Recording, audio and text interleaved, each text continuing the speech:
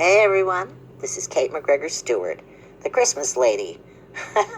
I realized I was in Jingle All the Way, I was in the Bill Murray Christmas classic Scrooged, and you're listening to Tommy Throwback Kovac on Splat from the Past. Shit, Tommy, you can see her navel too. Hey dudes, welcome to Splat from the Past, the only 80s themed horror and sci-fi show where things could get totally radical. Now today is my 1100th episode, and I am so fucking excited because today I will be interviewing a lady that I've been trying to get for the last 2.5 years, and I am talking about Noelle Parker, the sister of a past guest, Corey Parker. She played Harmony, the pathological lying runaway in Ernest Saves Christmas.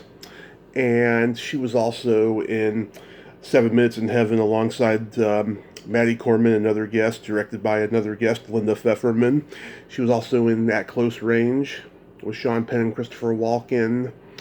She was in a bunch of TV movies. She played Amy Fisher once.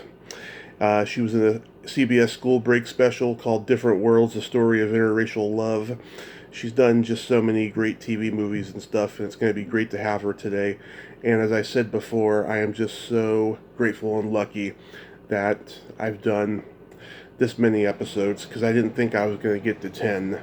And while I have my fans and my naysayers at the same time simultaneously, I'm very grateful to the fans.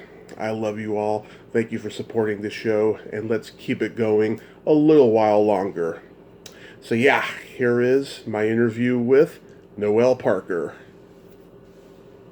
Welcome to the show, Noelle. You are my 1100th guest today. Shush. Are you kidding me? Yes, you're my 1100th guest. Oh my goodness. Did you start doing this when you were 3 years old? I started this 3 years ago. Wow, that's impressive. Good on you.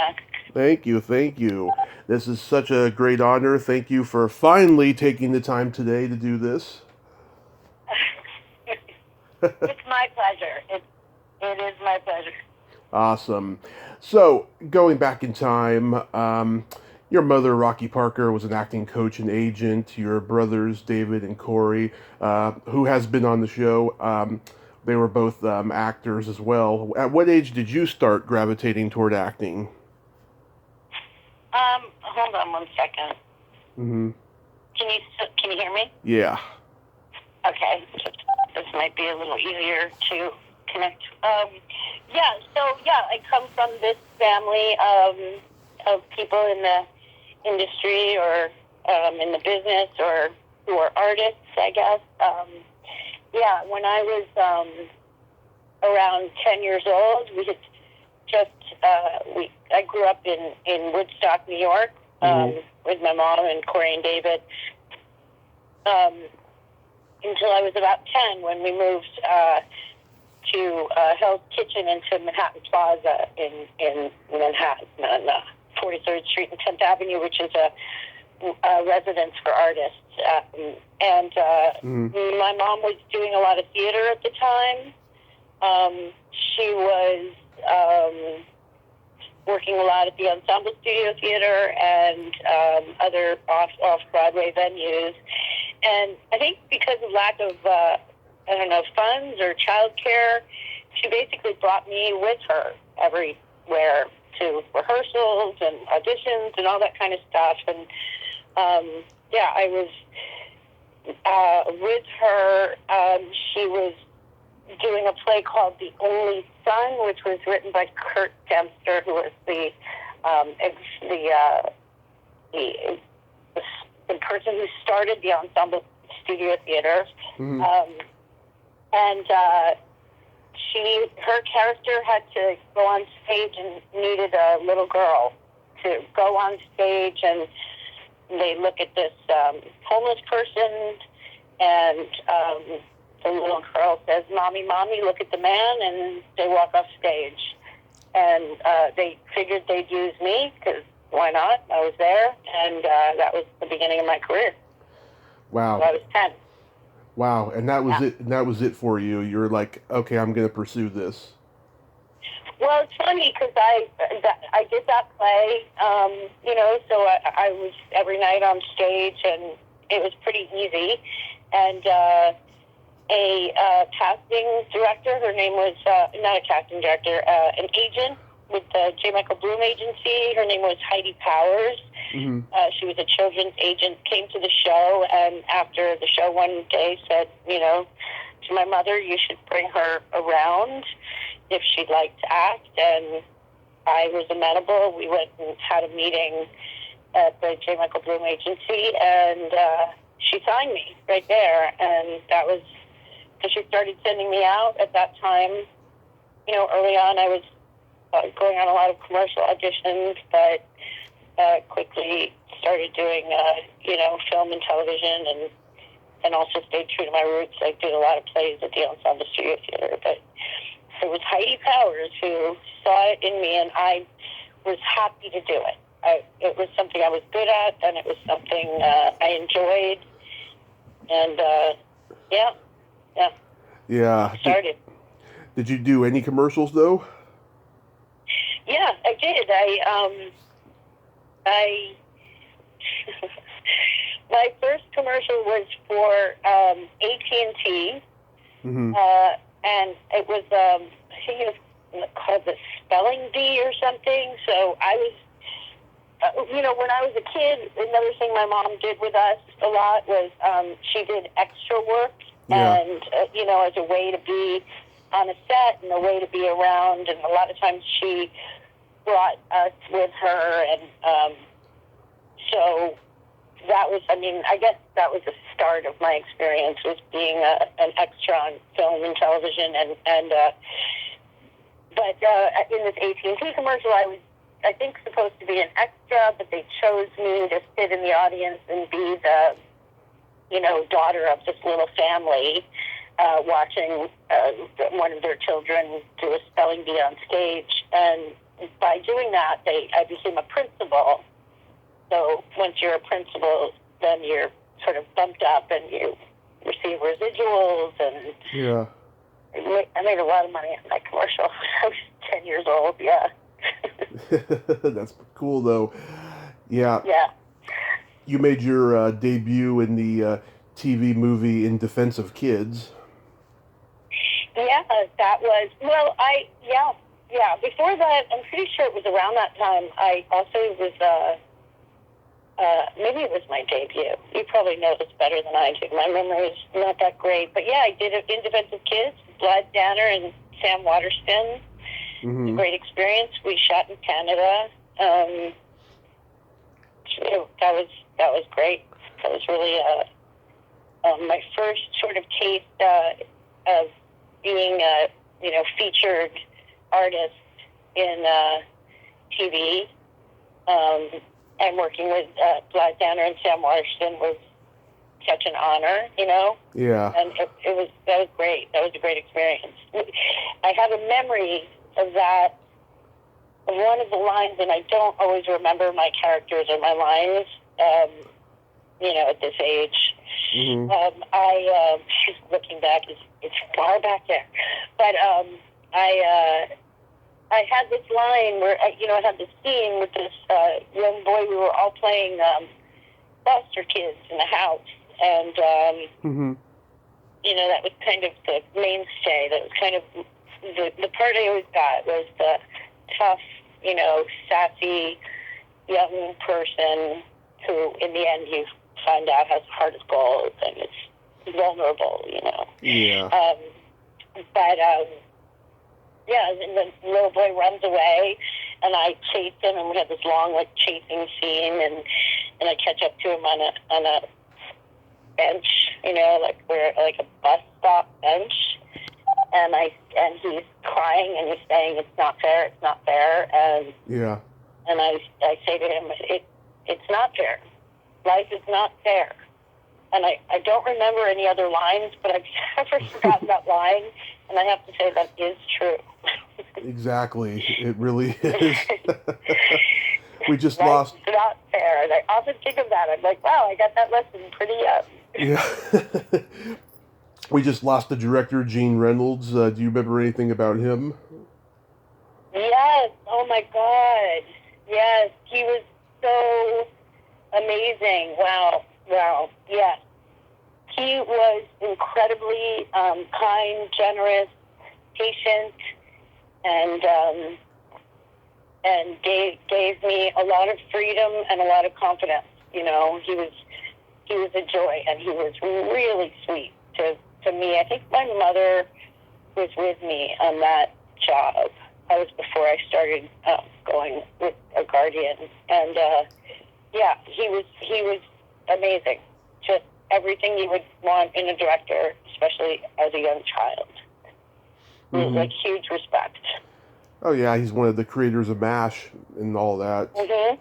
And he was an actor when he was young too. Oh, was he? I didn't even know that. Oh yeah, when he died, there was like pictures resurfacing from like shows that he was on in like the 50s and stuff. I thought that was pretty cool. Wow. Yeah. Yeah, he was a really wonderful man. Like it's so. Like I said, I'm not great with names, but when the minute you said his name, I was like, oh my God, he was so sweet. And that's just not always common, in this business, but it for me was a great, beginning. I was also, around that same time, I want to say, Mm-hmm. I was on Ryan's Hope. I played like a young prostitute on Ryan's Hope. Yeah. For a while, yeah. That was fun. Did you know Kelly Maroney? That's a familiar name. Yeah, she played she played Kim the bitch on the show. No, you know who I worked with, and I'm remiss in not be. Her name was, I think her name was Siobhan. Mm-hmm. What is her name? What's her name? The redhead. That's who I had all my scenes with. Oh, okay. My God. Yeah. Do you not? Yeah. I should Google it and get her name because she's a great actress. She was a great actress, and she's around still. Nice. I'm not sure. Maybe Siobhan was her character's name. Yeah, I don't know. Anyway, maybe I'll come up with it. Yeah. So yeah, I've talked to Maddie and talked to Linda Pfefferman about 7 Minutes in Heaven, and I love that movie. Yeah, so you play a girl in an abortion clinic, right? I played. I think I was billed. I think I was billed as the oral sex girl in the credits of the movie. I played a part. Who was the lead? Was it Byron Thames? Is the lead young actor in that? He's the male lead, yes. Yeah, the male lead. Yeah, who is actually married to a close friend of mine now. Oh yes. Yeah, I go up to Byron and I met maybe Maddie outside of the school. I just had a couple lines. Yeah. But I said to her, something to the effect of what do you use for? Oh, I think they billed me as the birth control girl. Oops, sorry. So yeah, which is equally as embarrassing. Yeah. I go up to them outside school and I say, to her, what do you? Oh no, I say it to what's her name? Jennifer Connelly. Yes. Yeah. Yes. I say to her, what do you use for birth control? And she's shocked and says I don't use anything. And I say, oh, oral sex. That's what I told him. And then I run away. That's my whole role in that. That's awesome. Yeah, and I remember them calling and saying, is it okay if we bill you as the birth control girl? And I was like, yeah, sure. Yeah, I talked to Marshall Bell, who played Byron's father in the movie yesterday, and I told him about how I used to watch the movie all the time on HBO in the late 80s, and he said that he never saw any residuals for it. Oh, that's funny. Yeah. I think I did. But that was a great movie. God, you dug far back. I just so young. I was so little. Yeah. Yeah, I love the classics, I always have, it's a big part of my life. It's great. Yeah. Then you do At Close Range, another great movie. Sad, but it's a Yeah. great movie. Yeah, Yeah. how was doing that? That was great. I was about 15 when I did that, and I had done, I had a little, I had worked a lot by that time. I did a lot of theater in my teenage years, mostly at the Ensemble Studio Theater.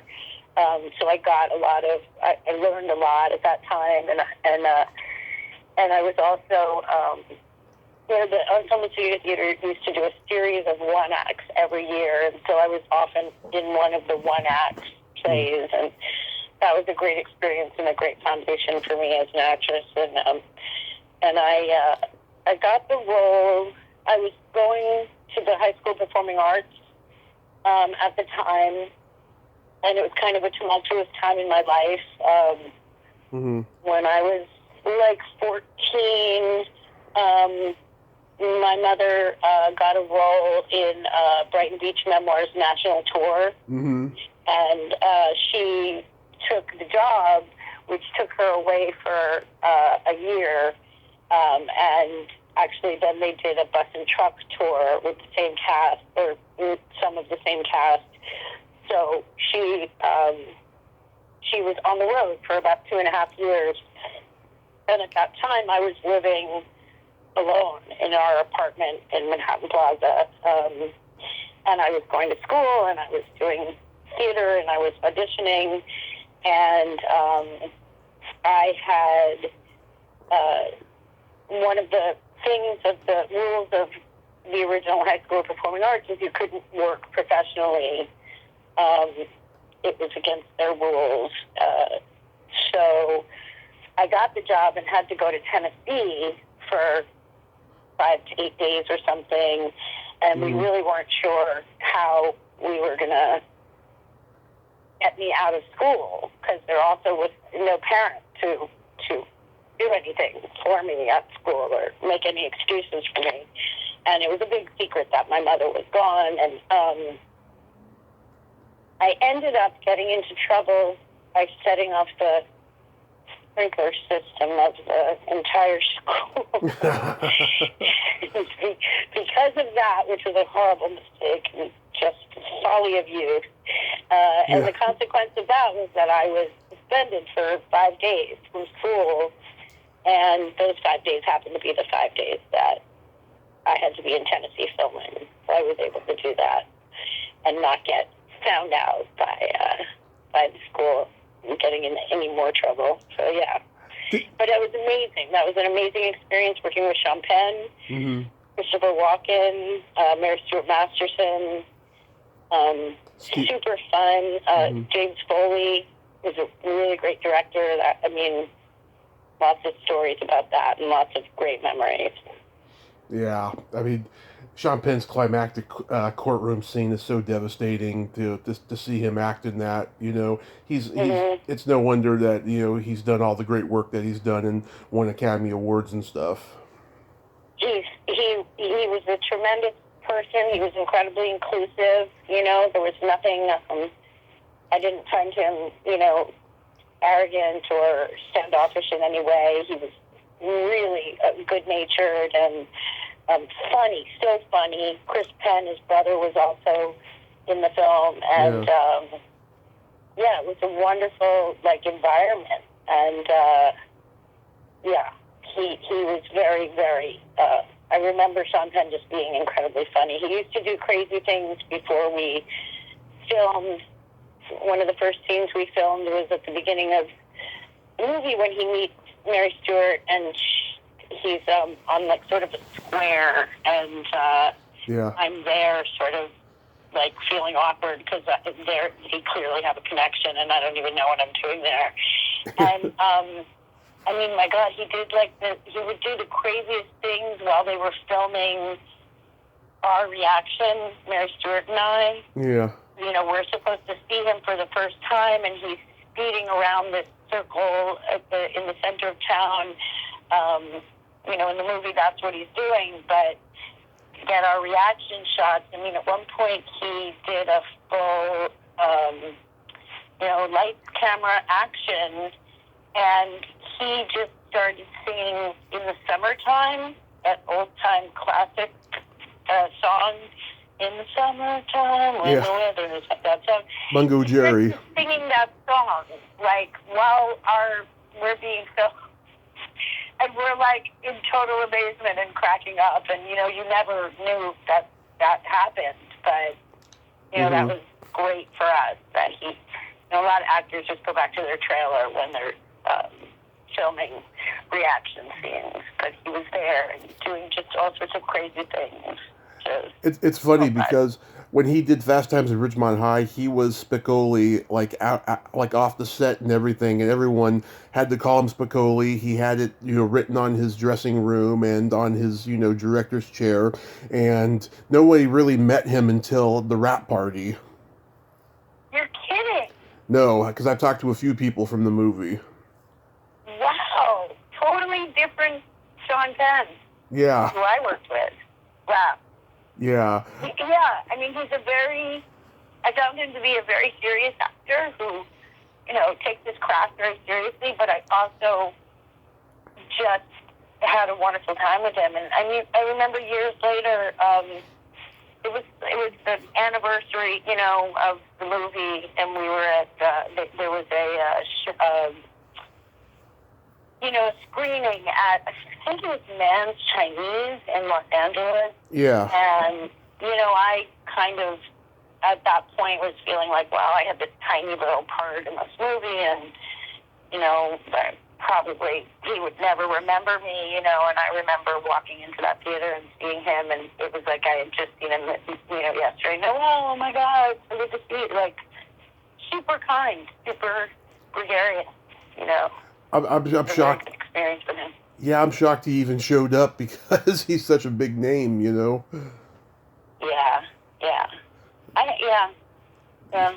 Yeah, that's crazy. Do you remember playing the hitchhiker in the Whoopie Boys? Absolutely, I remember that. How could I forget it? Okay, name who were the leads in that? Michael O'Keefe and Paul Rodriguez.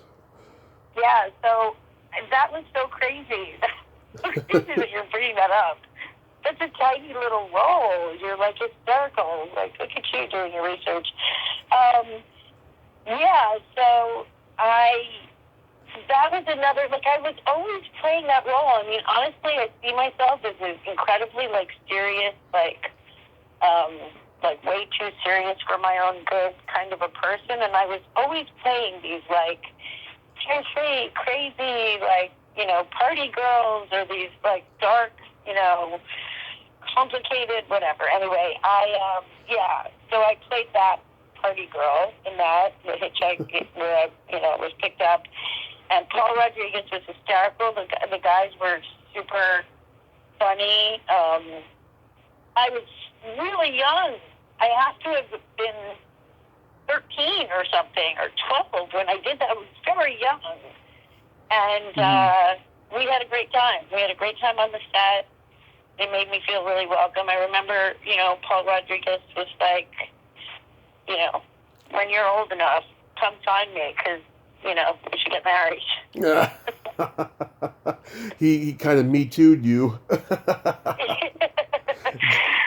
I mean, on a serious note, I luckily actually really never had any of those kind of experiences professionally. I feel like I was pretty lucky, and I was a pretty tough cookie, so I don't think I really opened the door for that kind of stuff to happen, or took anybody seriously when he did. Like with him, he said that, and I was like, I probably laughed, and like, I will. I'll look you up in 10 years. Yeah. You did a horror movie with Christian Slater called Twisted. Oh my God. Yes, I did. I did do a horror movie with Christian Slater called Twisted.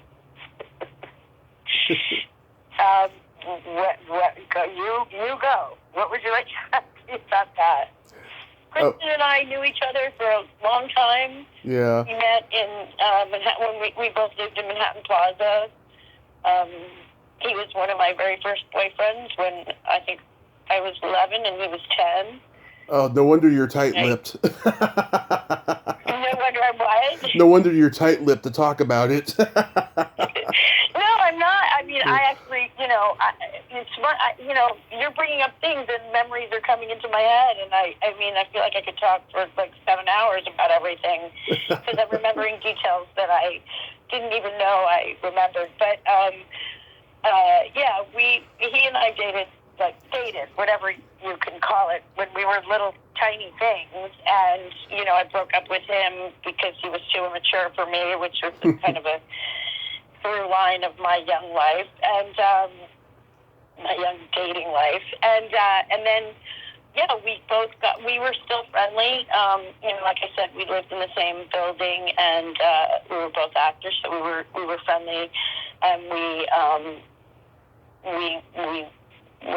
shot that in Connecticut. Wish I could remember the name. It was like some godforsaken, not lovely part of Connecticut, and Christian and I were both, minors with a guardian. Mm-hmm.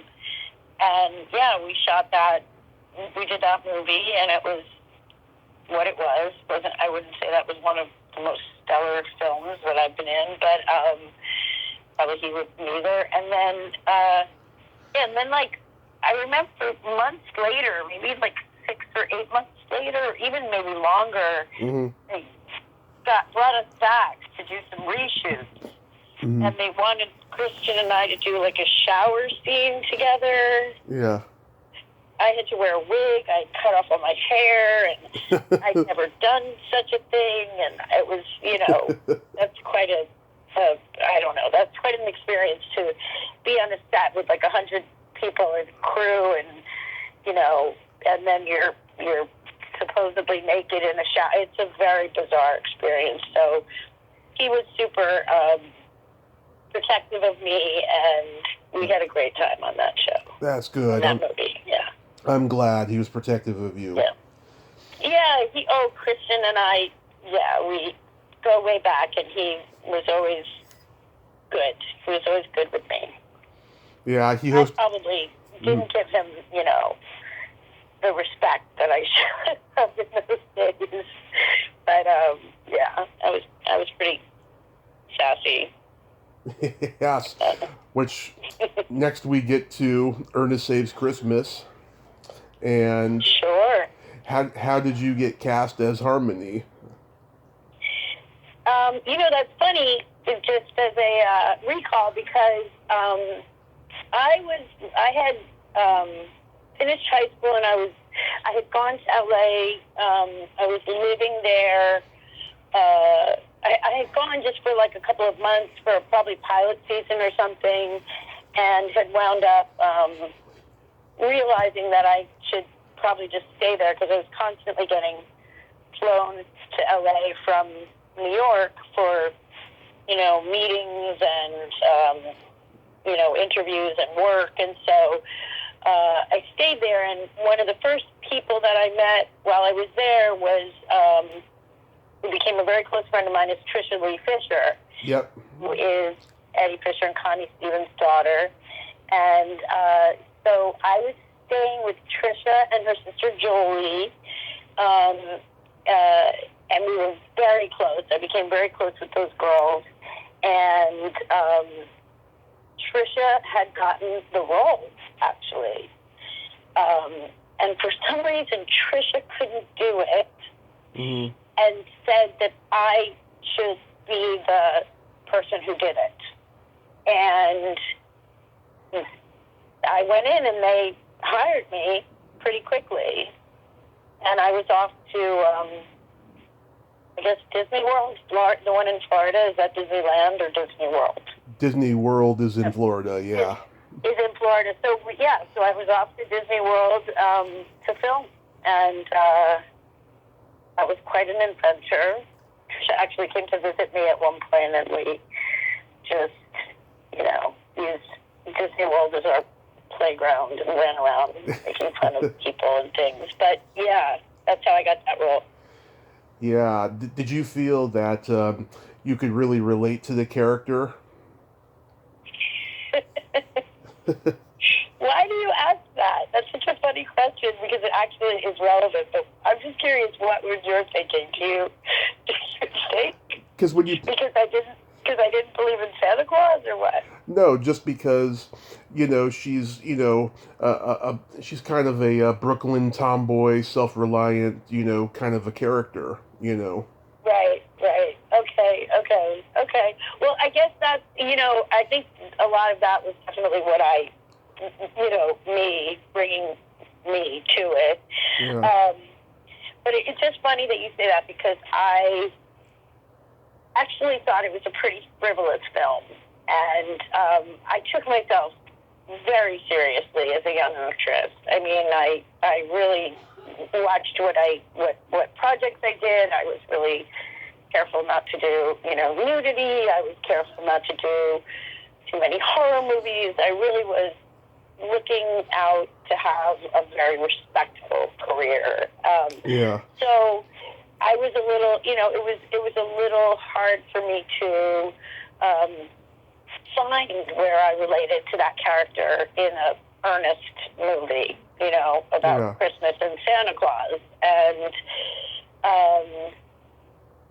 I was trained really method acting was really what I was trained in performing arts, and I studied with privately with Andre Cat, and I studied with Susan Batson as a young person. And so for me to do that role actually was I couldn't find my way in, and I was concerned at the outset with how I was going to sustain or find this character through and carry it through the whole film. And I know this might sound pretentious or hard to believe, but I had to find some reality to it, Mm-hmm. to make it real for myself and to be able to do the part. And so it was this, she's this character, she's this, type of runaway, independent, like you said, kind of scrappy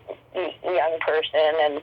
And the through line of the movie is she doesn't believe in Santa Claus, and here's all this stuff about Santa Claus, and here he is, and Mm-hmm. she doesn't believe. She just doesn't believe. She doesn't believe. And at the end of the movie, of course, there's a redemption, and she realizes, and she realizes Santa is real. And so I tried to find what I didn't believe in, or what I had trouble in, or what would give me that seeking kind of a through line. And so I made her not believe in God. So I made Santa Claus God. Yeah. And I that was how I was able to get through that movie. With my method acting, which is hysterical, really, when you look back on it. But at the time, it actually was what made me be able to find that character. Yeah, but I mean, you must have delved a little bit into the backstory. Maybe she had alcoholic parents or something, or she was abused badly or Sure. something. Yeah. Exactly. Yeah, I mean, and it's funny to say, and it seems funny to me, even saying it now. But it for me to be able to play the part, I had to find some truth, for me to play that character and not make it a caricature of just some scrappy kid, or and that was what I did, and it worked for me, And then I also had a lot of fun just with Jim Varney, was just a hoot, really funny. Yeah. And Don Cherry was a great director. Really great. They were great. Yeah, I've just heard from so many people what a great guy Jim Varney was. I've talked to a few people who worked with him on Ernest Goes to Camp. Mm-hmm. Victoria Racimo, she told me she was your dialogue coach on the movie. What is that? I know. I tried to figure out who that person. I'm sorry. Did I have a dialogue coach? Yeah, she said that. What is a dialogue coach? I have. You know what? I have no idea. You have But no idea.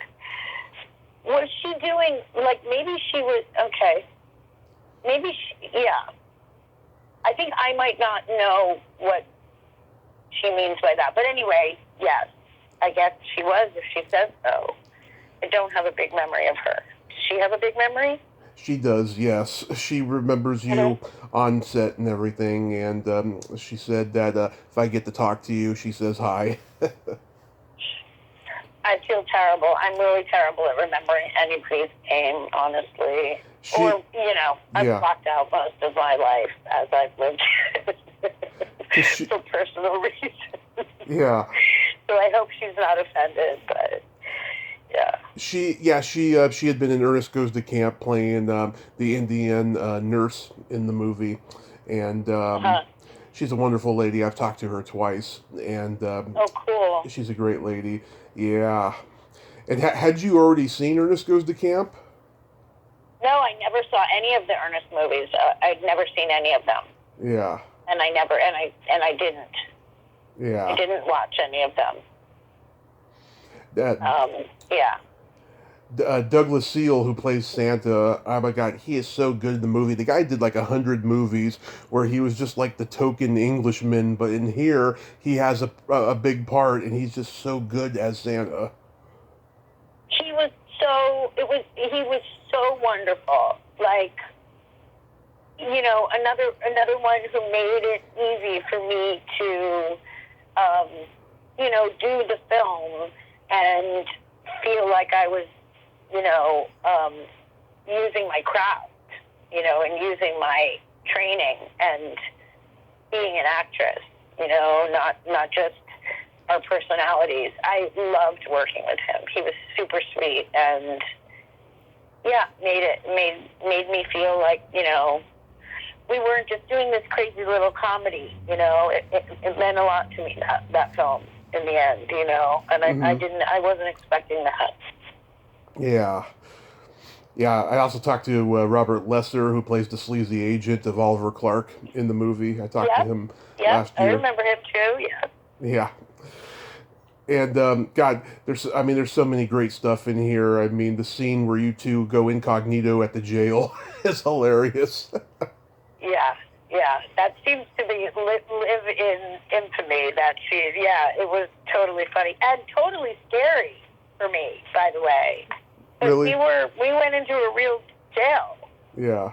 And there were all these, oh my God, there were all these, things we could and couldn't do and say and wear. And yeah, there I was in this real jail. I mean, obviously where we were wasn't being used at the time, but I think there were other parts of that building that were a working jail. And there I was in that little schoolgirl outfit with those pigtails, acting, yeah, acting a fool, like a little dumb girl. And that was an intense environment to try to be funny in.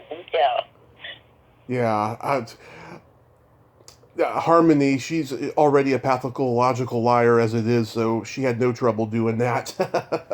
Yeah, exactly. True. Yeah. And I love it when he's taking out all the toys out of the sack and making all the funny faces. You just look genuinely amused in that. Yeah. That was a fun scene too. Yeah, I remember that one. Yeah. Did you hope that the movie would take off and make your career huge, at least? No. Honestly, am I supposed to be honest? I didn't really think much was going to come of it at the time. I mean, I was doing a lot of other work at that time. I did a lot of, guest stars on TV shows during that time, Yeah. and I was doing theater in LA at the time. So honestly, it was something that was sort of came out of the blue, and I did it amongst many other things that I was doing, and I mean, I didn't expect it to take off. I certainly didn't expect it to still be something that was relevant at this point in my life. I mean, it amazes me that it is this little cult classic, and the amount of fan mail I get, and people reaching out to me like, "Are you really the one who was Harmony Star? Are you that Noelle Parker?"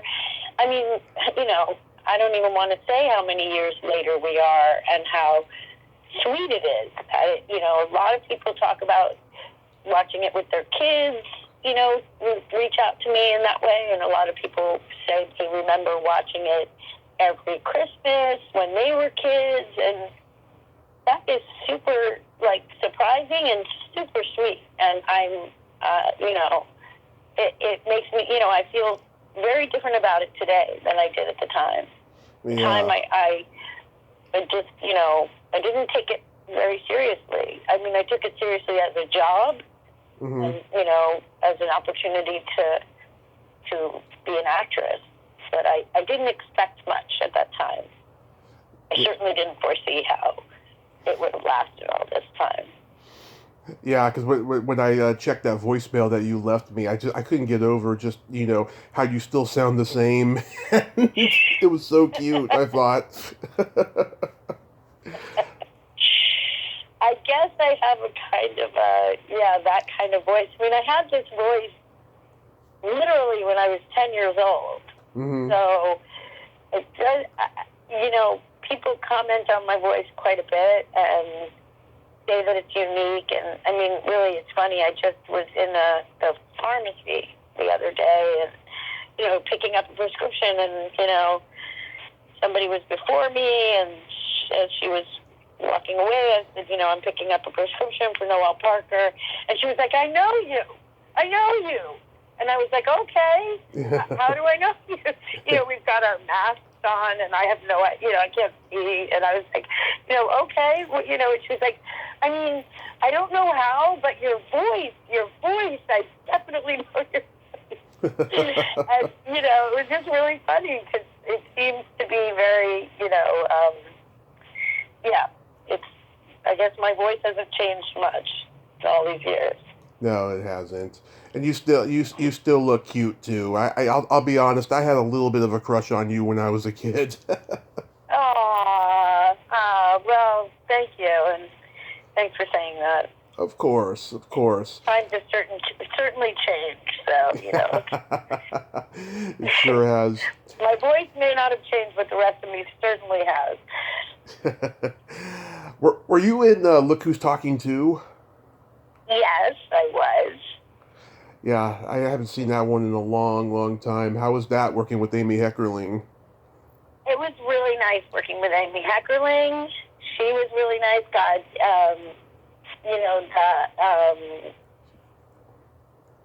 funny, you're talking about all the film stuff, which is funny because there's so much TV. But it was really fun. Mm-hmm. Really, I worked, I think, 1 or 2 days on that, and I wish I could remember the name of the actor I worked with because he was really funny. But we played like a couple who were in her office, and she was like an accountant or something. Yes. And we're in Curse Galley, and we're like arguing about whatever. And then she's got to have the baby, like, right in that moment, like, that we're, like, arguing, and she, is about to have her baby. And it was really fun. I think we shot that also in Canada. And Amy Heckerling, again, another, I really have been blessed and lucky to have some really great directors who trusted me and were guiding forces, but also really felt like they hired me because they wanted what I brought and let me have freedom to find myself or the character in front of the camera, while we were working. Yeah. Yeah. Yeah, she, by the way, did not want to make that sequel. I heard her say in an interview because the first one was such a runaway hit that studio just put pressure on her to do it. Yeah. It was something. I don't even think I auditioned for that. I think she reached out to me. Just, would you come and do this? And I was happy to do it. That's good. That's Yeah. good. Yeah. I mean, and it was like around, I want to say it was around that time that, that was around, I want to say that was around the time when also I did The Preppy Murder, the TV movie. Yeah.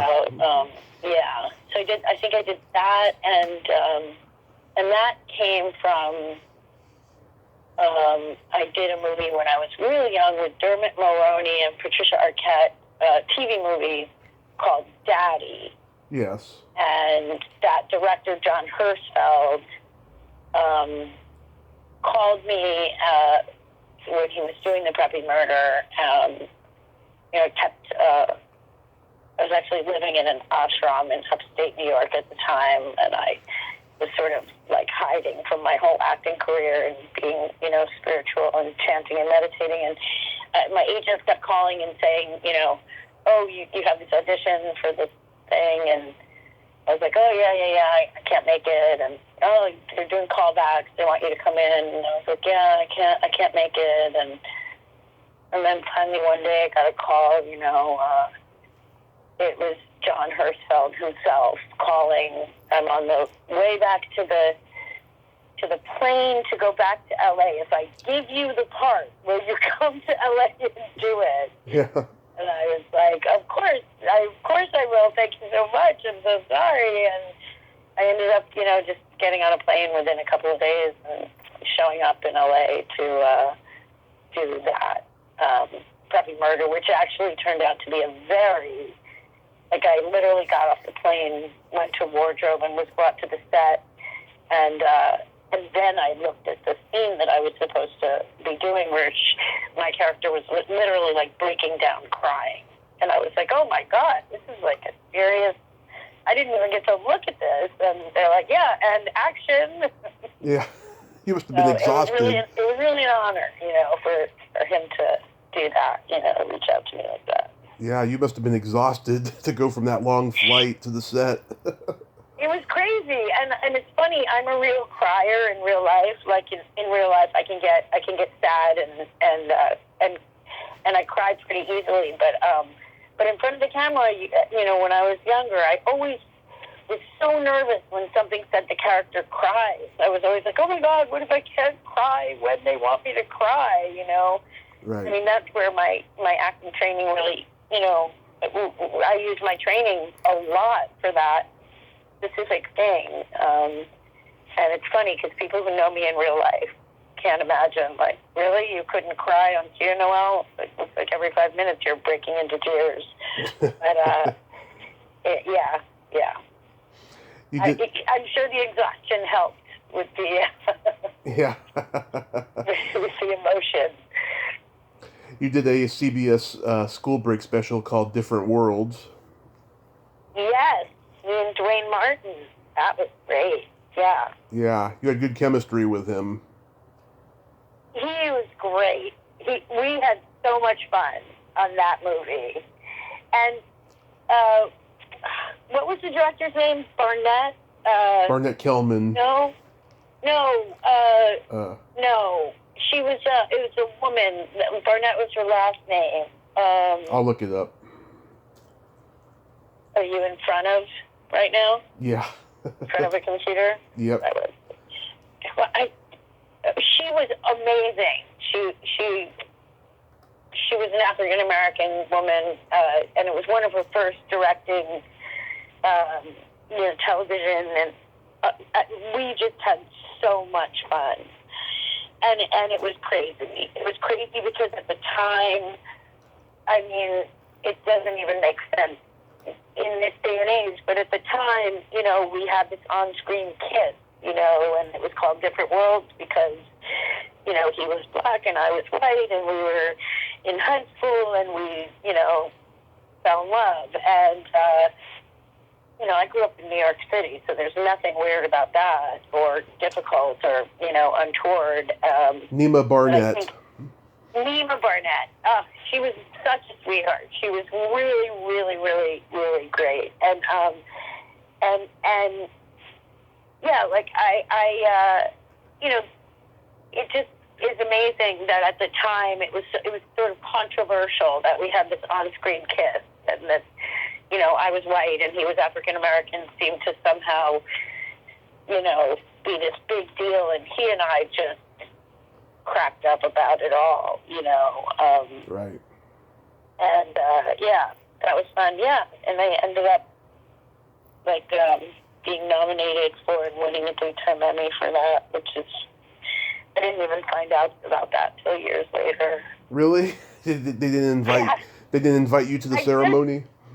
No, I don't even know, what, I don't even remember any of that happening, or, I don't know, I did at one point, like I said, I took a sort of couple of, little spiritual vacations from Hollywood, and one of them, I was in India, living in an ashram there for a while, and I'm not sure if it happened during that time or what, because, I didn't even know. I wasn't even aware of it until many years later when somebody was, I think, interviewing me and said, oh, you won, and I was like, oh, cool, didn't know. Nice. I feel that you should have won an Emmy for playing Amy Fisher. Thanks. Well, yeah. That was quite an experience, quite a character to play, for sure. Yeah, because during that same time, Drew Barrymore also played her, but she doesn't look anything like Amy Fisher, but she is very talented. But you really embodied Amy Fisher, I felt. Did you meet her or do any research for it? I did a lot of research for it. I mean, I didn't meet her.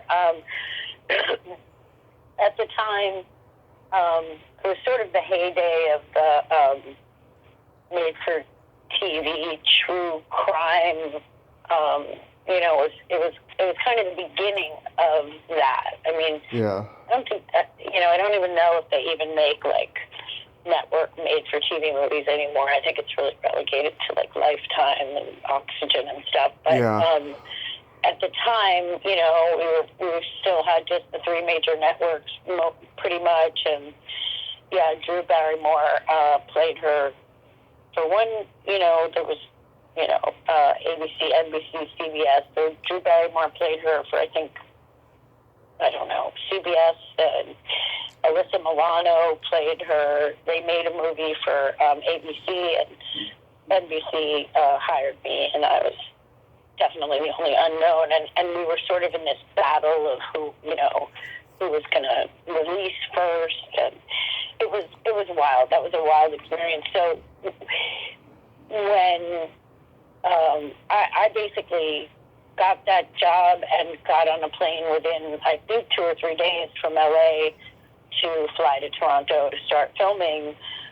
Very, very soon after that story had sort of become such a media circus. Mm-hmm. So she, I think, had just been sentenced, and what I really got to see was there were 3 different perspectives of the 3 different networks, but ours was her perspective. I think the other ones were, from the Buttafuoco perspective, and then one of them was just the kind of media perspective, but ours came from her. So they had interviewed her extensively, I think, while she was in jail. So I had hundreds of pages of transcripts of her version of events and how everything went down, and that was what they based, the writing on. And then because I couldn't go see her, I never got to talk to her directly, but there were a couple of interviews with her, maybe half-hour interviews on what were those shows, Current Affair, that they used to have, like these sort of media exploitation shows, and they had done some interviews of her, so I really studied those, the film of those, and tried to get her mannerisms and her cadence of her speech, and, there wasn't much time to do a lot of preparation. We made that movie I believe we made that movie in 18 to 22 days. Yeah, standard. And we were working like ungodly hours. I would say 19 to 23 hour days. Yeah. A lot, very often. And, and I was in every scene. So I was, I think there's maybe one scene in the whole movie that I'm not in. And so I really just, I spent a lot of time studying her speech pattern, her accent, and her mannerisms, and did the best I could. Yeah. That way, yeah. Yeah, you did a very fine job, I have to say. Thank you very much. Thank you. Yes. And then you worked with another guest of mine, Tommy Mclaughlin, on Leave of Absence. Oh, yes, the director, Tommy Mclaughlin, yeah. Yeah. Yeah, Tommy was great. That was fun, too. Yeah. Yeah, and that was great. That was Blood Banner again, right? Let me see here. I'm pretty sure it was, the leaves. I'm pretty sure that was Blood Banner again. Yes, it was Blythe Danner. Yeah. And Brian Dennehy, Jacqueline Bissett. Right, and Brian Dennehy. Oh, God, we had fun. Me and Brian Dennehy got along so well, and Blythe Danner is such a, just consummate professional. Yeah. And Tommy was super sweet.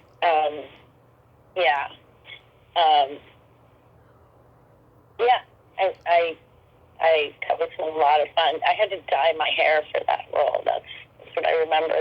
They wanted me to be blonde because I was supposed to be Blythe Danner and Brian Dennehy's daughter. Mm-hmm. That's what I played. So we tried to make my dark hair blonde, and it turned out like kind of Wilma Flintstone orange, actually. So there was some concern and then some work done to tone the Wilma Flintstone aspect down and make me into some kind of a redhead. So that was fun. But that was great, yeah. Tommy's a great guy, yeah. I've talked to him. I've talked to his now former wife, Nancy. Was she on set? I can't remember if Nancy was on set. I think sometimes he was great. He had an assistant at the time that became a real close friend of mine, who's now, I think she's a producer. Mm-hmm. Anyway, that was a really fun experience as well. How was working on Sisters?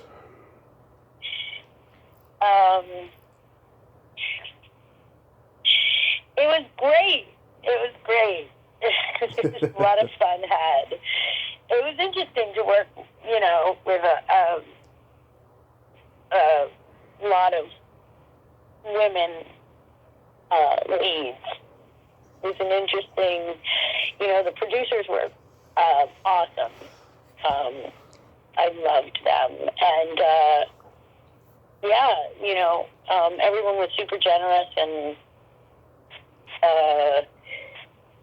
it was just interesting. It was an interesting whole experience.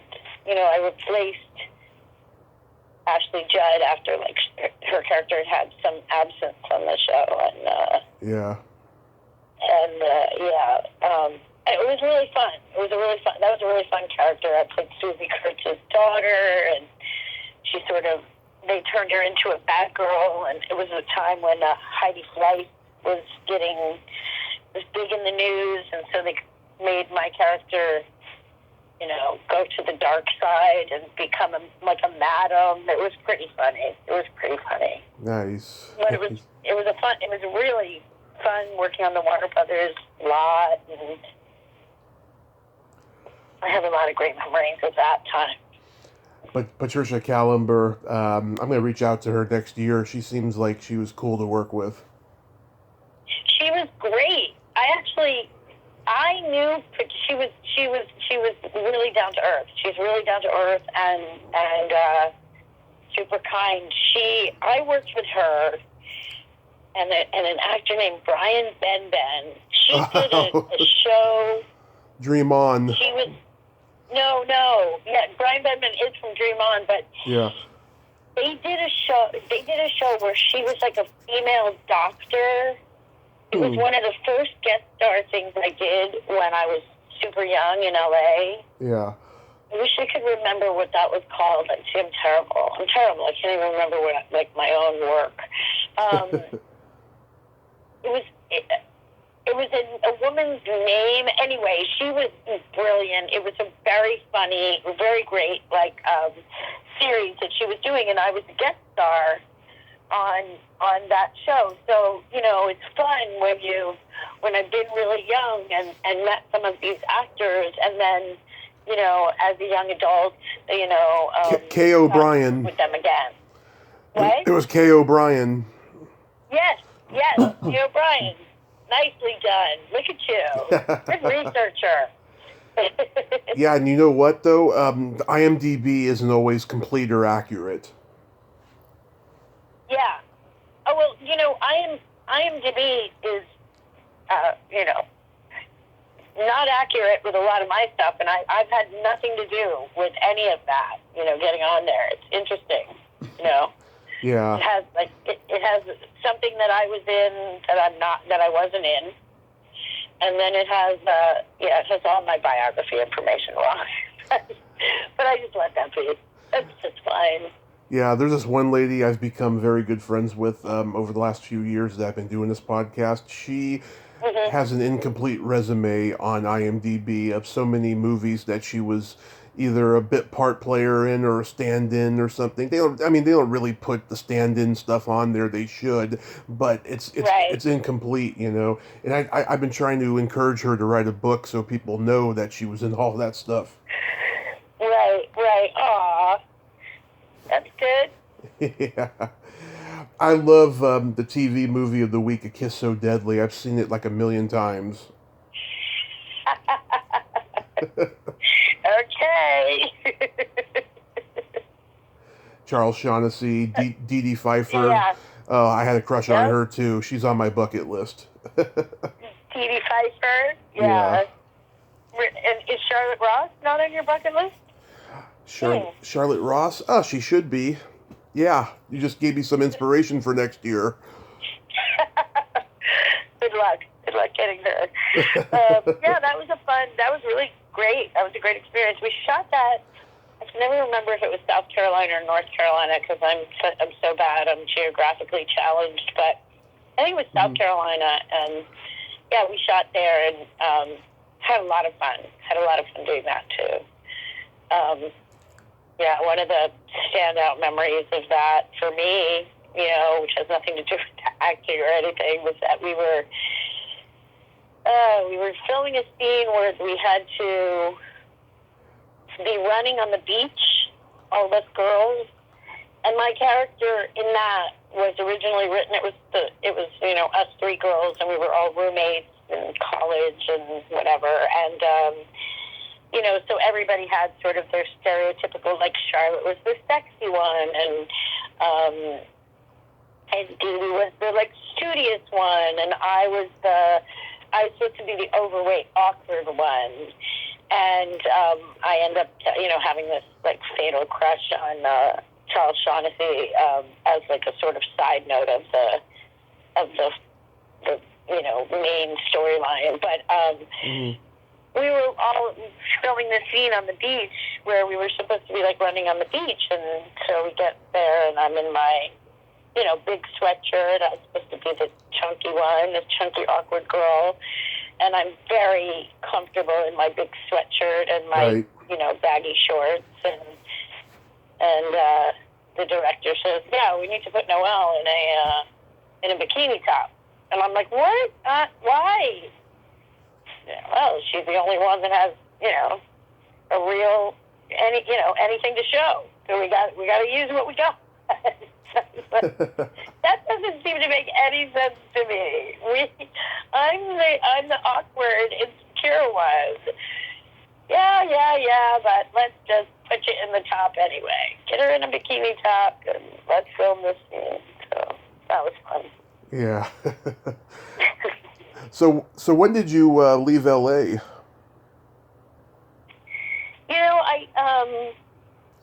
I sort of was back and forth from New York to LA,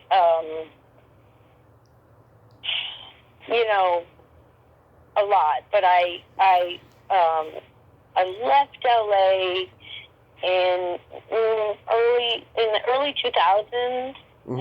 and came back to New York, and was actually I took what I meant to be a short break from Hollywood, mm-hmm. proper.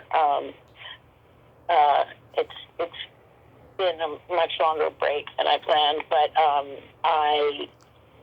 I had been in LA and I had this hobby of gardening, and I kind of was very good at it, and it turned into something that I wanted to pursue on a oddly, I know it sounds odd, but like it was something that became like my friends who were actors would come over and see my little patching around with gardening, and they'd be like, God, you're so good at this, can you come like look at my garden and help me? And I would go over there and sort of consult and and oh, you should do this or you could do that, and they'd be like, whoa, why don't you do it? And I was like, all right, I'll do it. And I really loved it, and it was one of the first things I actually had any joy in besides being an actress.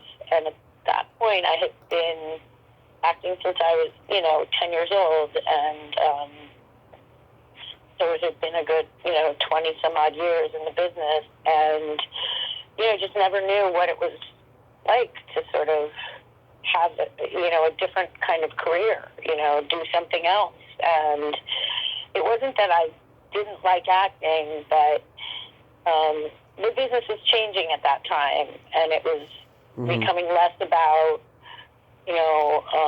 your talent and less about who is right, and it was becoming sort of more of a personality driven business, more of a celebrity driven business, and also more just superficial and materialistic. Like, I was getting a lot of like, oh, they went with somebody who's 5'11". I mean, so that's you could never have gotten that part. Or they went with somebody who's got blonde hair or bigger boobs or whatever. Yeah.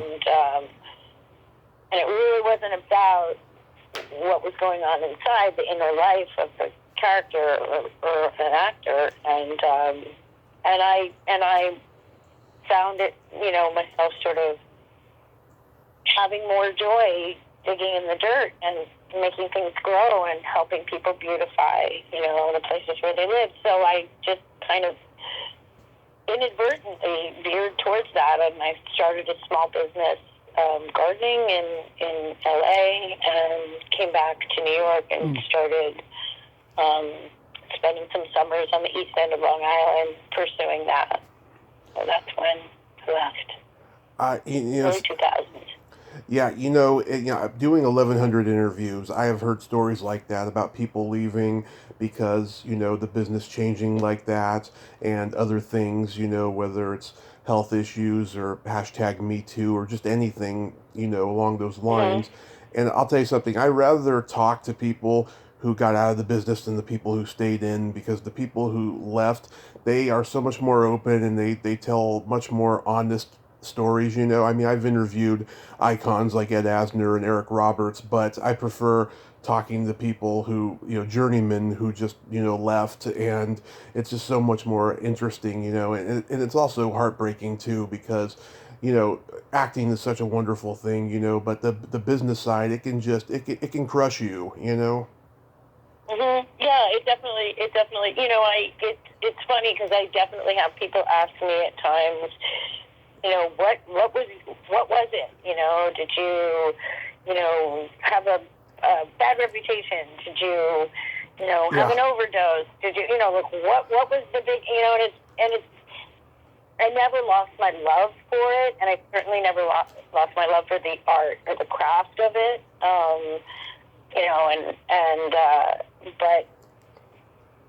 But there was no big, thing. It just sort of was a natural progression of my life at the time,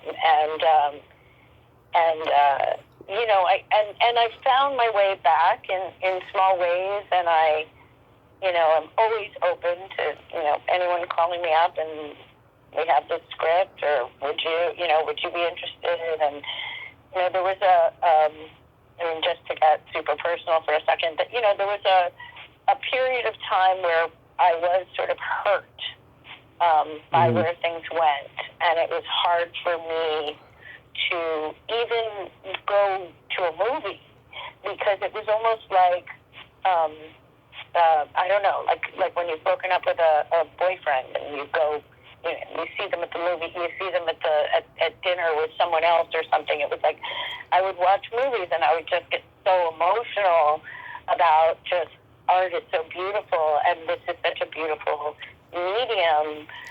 One of the things for me that was the biggest joy of being an actress was being able to express and portray an emotional life that was that many people have a hard time even accessing in their own lives. And then being able to do that on screen and move people and reach people, the stereotype of, people who never cry going into a movie theater and they burst into tears over some scene, or the person that cries over a, Hallmark card ad, Those people have those emotions and they don't know how to get in touch with them. So for so many, film and television, theater is the way that they access emotions that they might not be able to access otherwise. And it for me was a real, and continues to be a real honor when I can, be a part of opening someone's heart, Yeah. and letting them get close to that, yeah. I've talked to people who were very bitter and entitled, and when I asked them, did you leave the business, or what happened, they get defensive. They say, "Oh, I never lost the business. I just been in development deal hell or something." They just don't want to admit that they're difficult to work with. Yeah. Well, everybody has their story, I guess, and I'm really close. One of my very close friends for the last 20 years is a guy named Donald Lardner Ward. Mm-hmm. He's a filmmaker. He's a writer, filmmaker, and producer. And he did a movie. He was one of the indie darlings of the 90s. He did his first movie was called My Life in Turnaround, and it became sort of a indie cult classic in itself. And he's gone on to do a lot of other films and television show for a while. And anyway, he and I are very close. He's like a brother, family to me. And so in 2014, he wrote a movie based on a novel by Elizabeth Crane called They Only Know So Much, and We Only Know So Much. And he and the two of them collaborated and made a screenplay from her novel. She's a great novelist, and then I'm living out in the east end of Long Island, so they came out here. He has a real history with this place, so he wanted to film here, and so I was able to, he had written a part for me in that. I ended up, doing a part in that movie, and also was an associate producer on it, helping on the back end of things in a capacity that I always was interested in, just finding locations and getting permits and, wrangling actors and doing some casting. So it was really, really eye-opening and really beautiful labor of love. That was really great. So, dip my toe back in every once in a while, and, I'm always on the other end of my Facebook page or Yeah. my Instagram. I don't know. I'm writing. I hope you do get back into it. I miss seeing you on screen because you're just awesome. And Thank you. absolutely. I was curious, what's your full background heritage? Oh, I'm like Amy Fisher. I'm an Italian Jew. Mm-hmm. I'm a matzo pizza. A matzo pizza. A matzo pizza. Not much difference between a matzo ball and a meatball. Yeah, I'm half and half. My mother is her heritage is Russian Jew, and my father was Italian. It was Sicilian Italian. Nice. Is your birthday Christmas Day? No. That's what it says on IMDb. I know. My birthday is Christmas Eve. Oh, Eve. Okay. Me and the baby Jesus. I told you, IMDb is not that correct, and I'm not worried about it. I kind of like the privacy of having people not know every detail of truth. Yeah. Do you? Yeah, my birthday's the 24th. Yeah. Is your birthday usually a fun fest? A fun fest. Yeah. I wish I could say it was, Tommy. No, my birthday is like, it's Christmas Eve. What are you doing on Christmas Eve? You're with your family, getting ready for Christmas Day. So my birthday's usually pretty quiet and, spent with close friends. Yeah, my birthday's on D-Day, which is not that exciting. Oh, that's interesting. Yeah, so it's usually pretty low key too. So, yeah, June 6th. Yeah, it's just a day when people are otherwise occupied often, Oh yeah. So, yeah. Oh yes. So as we wrap this up, we get to the fun part of the show, my secret silly game, and this is a series of silly slumber party questions, and it's just pure fun. It's not win or lose, and it's just pure fun. And how this works is, I ask you the question, you answer it, and then you ask me the exact same question, and I answer it. Oh boy, okay. I'm scared, but let's do it. I'm ready. It's benign fun. Don't worry. Okay, great. Noelle, are you ticklish? Yes. Tommy, are you ticklish? Yes, very ticklish. I've been known to hit people in the groin. What's your favorite part of the body? It could be anything. The eyes. That's a popular one. What's your favorite part of the body, Tommy? The belly button. Funny. Yes. Oh, and also, you can comment on answers. I forgot to bring that up as well. Oh, okay. I'm a rule follower, if anything. So, okay, good. Now I have some leeway. What color are your toes painted? Not painted. They're natural. What color are your toes painted? They're au naturel. Oh, yours are French. You got the French tip? I have gotten French tip, but I usually put sparkles on them. What would you say is your best personality trait?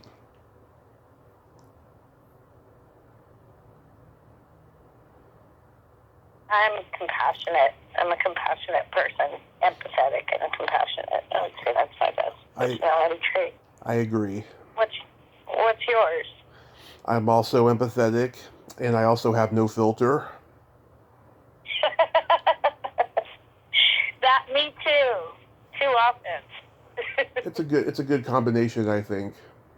I don't know. You kind of learn. I've learned with age that some filter is definitely necessary. So.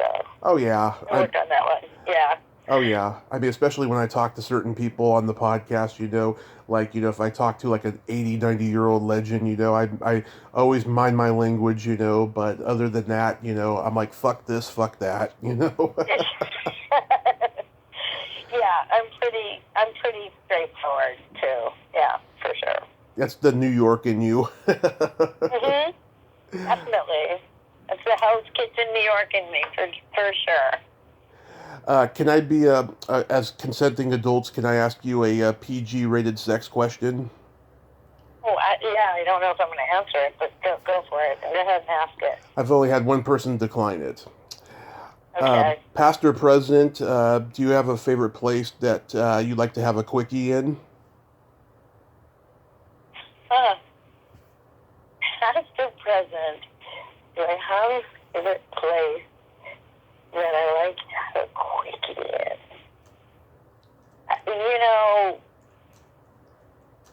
I am going to answer it because it's not really graphic or unique, but yeah, I would say, I don't know if my favorite place, but it would be my most often place would be in an automobile. Nice. That's all. That's all about that. I'm 6'3", right? I have never been comfortable having sex in an automobile. So my favorite place back when you could actually get away with it when I was in my early 20s was the back last row of a movie theater. Oh, of course it was. Look at you. That's great. Yes. That's great. And by the way, you're the first one that I've asked past or present because I've talked to a lot of people who haven't had sex in years lately, so it feels awkward. So I have to say past or present, Past or present, yeah. And then, that's an interesting question. Do you learn something about people's psyche by asking that question, or is it just shits and giggles?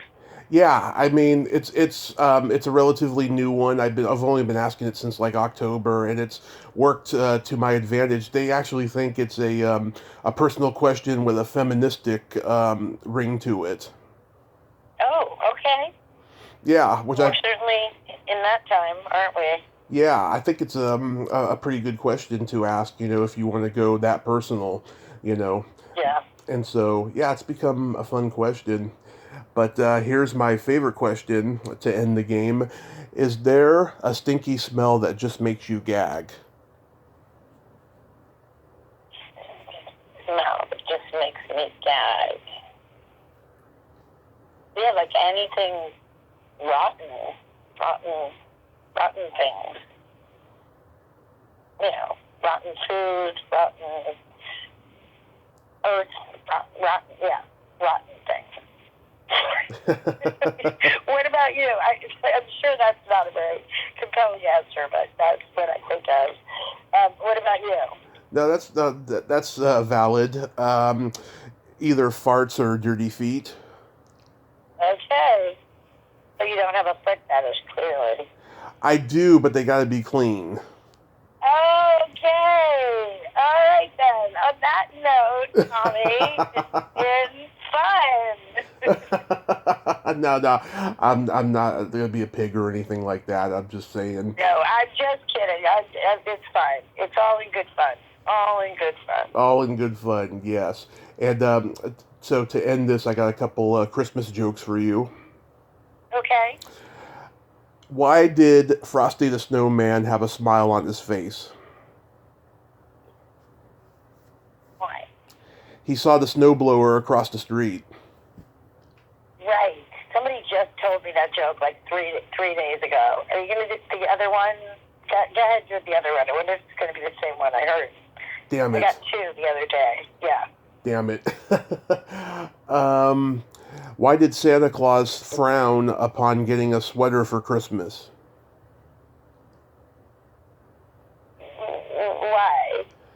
He wanted either a moaner or a screamer.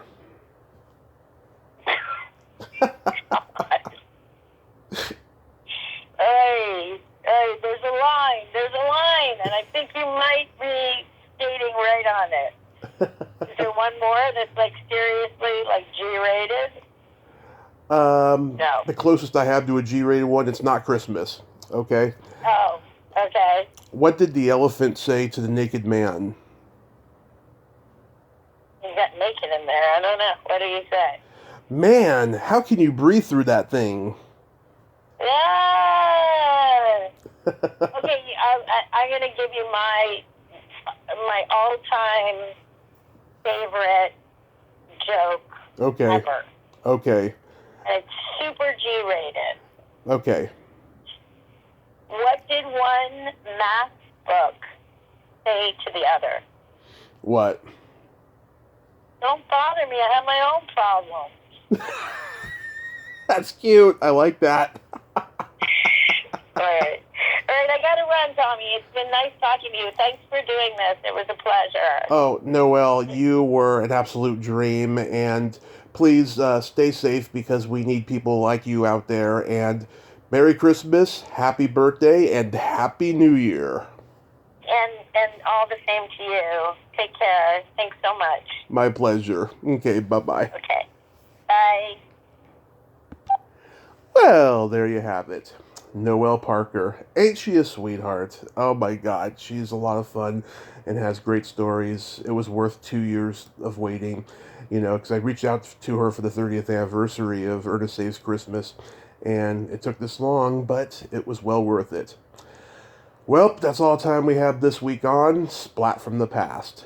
Until next time, this is Tommy Throwback Kovac saying, there's no shame in living in the past, because the present sucks. Later, dudes.